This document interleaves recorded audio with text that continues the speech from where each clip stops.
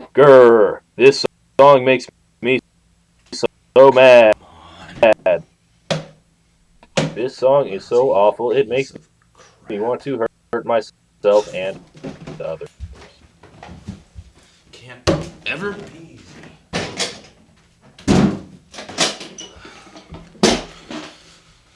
So much for that bright idea.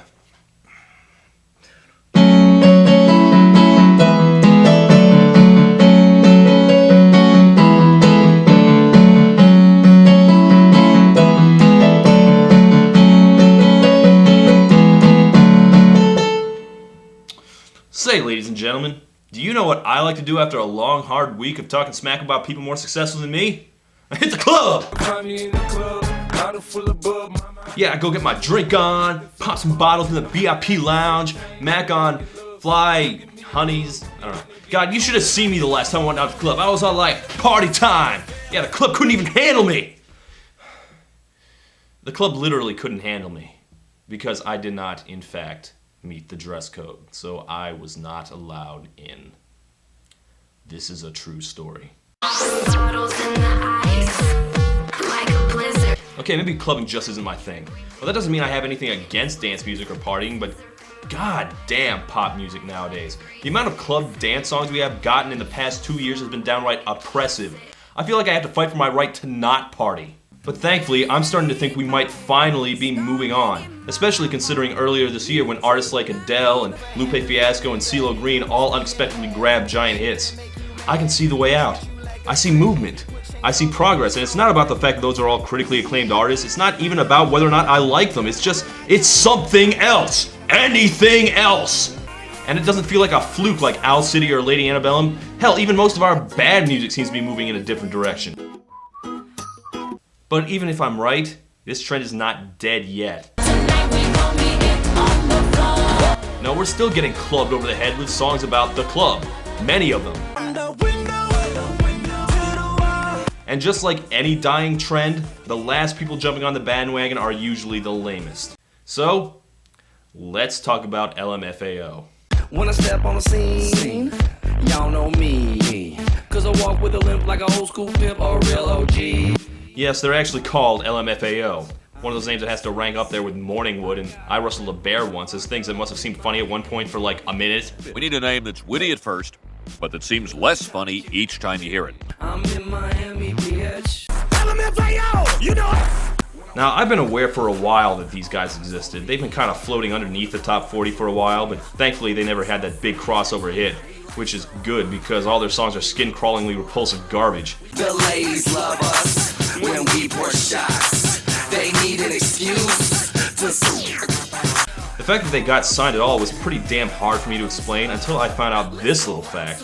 They are uncle and nephew and, get this, both descendants of Berry Gordy, founder of Motown. Yes, that Motown. And this is not the first time Gordy's musically deficient spawn have polluted the pop charts. Kenneth Gordy, also known as Rockwell, had a hit in 1984 with Somebody's Watching Me, featuring Michael Jackson on the chorus.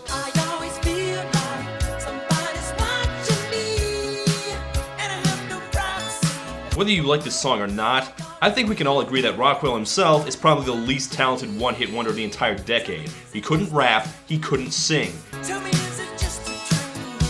He claimed the fact that he was the son of one of the world's most influential record executives had nothing to do with him getting a record deal or a hit song, but I fail to see what other explanation there is besides nepotism and connections that he had a guest spot from Motown's most famous act, Michael Jackson, in goddamn 1984, when Michael could have released audio of himself giving his chimp a bath and gotten a hit song. LMFAO, I'm guessing, had a similar path to a record deal, because these guys are not good. Really, not good. I'm a little torn on whether I think these guys are trying to do this shit ironically or whether they're being sincere and they're just bad at it. But either way, it's painful. I'm not sure how to describe these guys. Look, I'm not a fan of the Black Eyed Peas. And I'm not a fan of Pitbull. And I'm not a fan of Flo Rida. But I know the real deal when I hear it. And I know when I'm listening to a wannabe. Now, even the most repulsive forms of music have a scale of quality, and on this scale, the Black Eyed Peas are like Van Halen, and LMFAO is like Quiet Riot. No, worse than that. Far East Movement is Quiet Riot, and LMFAO are, I don't know, Nelson. And you don't know how much it pains me to describe the Black Eyed Peas as the originators and genuine article compared to anything, but that's the level we've gotten to. The Black Eyed Peas are the real club VIPs, and LMFAO are like the Night at the Roxbury guys. If the Roxbury guys made music instead of just bobbing their heads and physically assaulting women, they'd sound like this. Which brings us to their big breakthrough hit, Party Rock Anthem. Party Rock! And I'm trying to be fair here. This isn't the worst song I've ever heard. It's catchy enough, it sticks in the brain. I wouldn't exactly call it offensive. But I tell you, I was sick of Party Rock Anthem in record time. And I know it doesn't have any ambitions to be anything but shallow party music, but it could at least do me the favor of being good shallow party music. In the club, party rock. It's commanding me to have a good time, but all it does is make me want to stay home and watch TV. I don't know why all these shitty songs like going to the club so much. Every time I go to the club, they're playing shitty music like this. Party rock is in the house tonight. Yeah, in case you missed it, they do in fact repeatedly shout Party Rock Oh, we party rock. in their song Party Rock Anthem. Party rock is in the house. Their first single from their latest album, Sorry for Party Rocking. Not to be confused with the song of the same name. Or for that matter, with their first album, Party Rock. They have a bit of a one-track mind is what I'm trying to say here. I get the feeling that there's not a lot of anti-war protest songs on these albums, although, who knows? I oppose unauthorized military actions in Libya tonight. And you know, I'm not sure party rock is even a particularly accurate term. I mean, I hear the party in this music, not so much the rock. On a rise to the top, no lead in our Zeppelin. Don't remind people of good music in the middle of your crappy music. Okay, all that said, I wouldn't be surprised if Party Rock Anthem got popular partially off the strength of its music video, which is actually a fairly clever little parody of 28 Days Later. See, it starts out with them going into comas from too much party rocking. And then they wake up, and the world is now completely empty.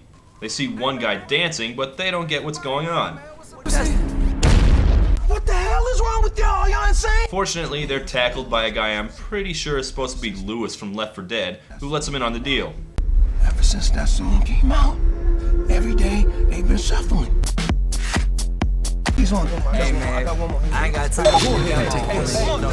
Yep, their song has apparently turned the world into thriller-style dance zombies. Have a good time. Party rock is in the house to you. Shake that. And then John was a douchebag.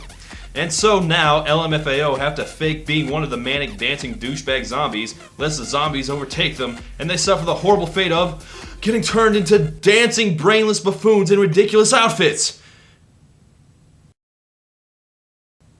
Wait a minute. Matter of fact, I'm not sure. Maybe they do get overtaken by the zombies here. It's hard to tell because, seriously, what exactly has changed? And they don't really resolve that plot. The video just kinda ends. They dance around some with some random dude and a chick that I think might be Pamela Anderson, not sure. And I'm not sure if they became zombies or rule over the zombies or if the whole world ever survives the zombie apocalypse of ugly-ass clothing. By the way, you can buy all these outfits at partyrockclothing.com. These guys had a more limited vocabulary, they'd be a Pokemon. Yeah, it's a pretty funny video. Now, most zombie movies are intended as metaphors for something, and you know what? I could take the bait and go ahead and say that this means that LMFAO represents a musical apocalypse of mindless freaks that's going to destroy the world. But quite frankly, I don't think that reflects the truth very well. I think the better metaphor is that this trend in music itself is like a zombie, completely dead but still moving. Every day I'm shuffling. And see, this is exactly the problem. These guys aren't just bad rappers, they're bad rappers whose inspiration is other bad rappers. Every day I'm shuffling. That's lifted from Hustlin', Every day I'm hustling. a song by Rick Ross, who's a fat, slow Uncle Phil looking B-lister who likes to pretend he's a drug kingpin despite never having sold anything but weak rhymes. I'm in the distribution. I'm like Atlantic. I got them pretty things flying across the Atlantic. Every day I'm suffering. And I guess there are other lyrics, although LMFAO are so boring it's hard to notice them, not that you really want to. Gang of money, open up. Yo, I'm running through these halls like Drano. Running through these halls like Drano. Ew! I thought I was grossed out by Kesha's Jack Daniels toothpaste. Do these idiots realize that the image they just drew was drain cleaner going through people? Need I remind you, this is what it looks like when something goes through a hole like Drano.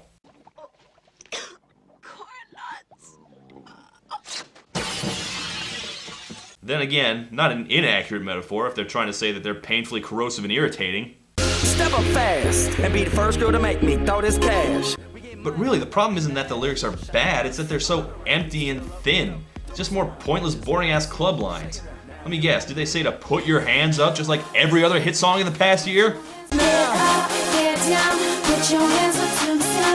God, what a surprise. Why even bother writing lyrics? Just say, get up and put your hands up on loop.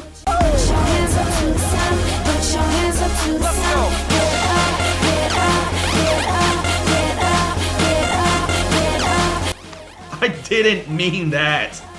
These guys have so few lyrical skills that I'm not surprised that the chorus of the song doesn't have any words in it. I mean, this squealing, glitchy keyboard line here, I consider that the real hook of this song. Yes, these guys are so bad at words that their only hit has a chorus that could be accurately sung by Beaker from the Muppets. You get why I find this stuff so monotonous, right? I mean, it's just a sad, tired backwash of a song, and it makes me want... Stop. Hating is bad. No, I've got a point to make here, and that's this song is... Stop. Hating is bad. Listen to me. What I'm trying to tell you is that... Stop. Hating is bad. Actually, you know what? Maybe you're right. Maybe I should stop hating. I mean, this song isn't hurting anyone. I guess I can give it a try, but I better not turn into an idiot. This song is... dancey. That's original. Guess there are more important things to worry about than a silly dance song. I guess I can kinda get behind this. What's happening? What's happening? No, I hate this song, I hate this song, I hate his kids, I hate his family, I wanna kill his puppies! Never trying that experiment again. No, you know what? I'm not gonna stop hating. Not if it involves giving up all aesthetic standards, which is what people usually mean by that. And all the stupid clothing in the world isn't gonna make these guys sound interesting. This guy makes Taboo from the Black Eyed Peas look like a towering force of personality, and they don't even let that guy rap anymore. I honestly can't tell if I'm angry at this song or just angry at this trend in general. Maybe I'll come back to this song like in 10 years after the trend has died and it'll sound great, I don't know, but not right now, not at this point in time. It's just time for this stuff to go away. Because there is no way that I'm going to listen to this music ever again. Oh God. What's this feeling inside me? Could it be that the catchy beat is making me dance? Taking over my mind? Forcing me to shuffle every day for the rest of my life? No, that was indigestion. Oh well.